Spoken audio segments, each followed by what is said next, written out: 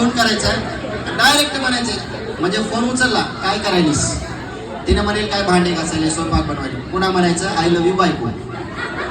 एवढंच. Sir phone लावा आणि माझ्याकडे द्या मोबाईल आणि स्पीकरवर टाकायचा फोन. हॅलो, हा, काय करतेस? काय नाही. आय लव्ह यू बायको. काय आय लव्ह यू माय बायको. काय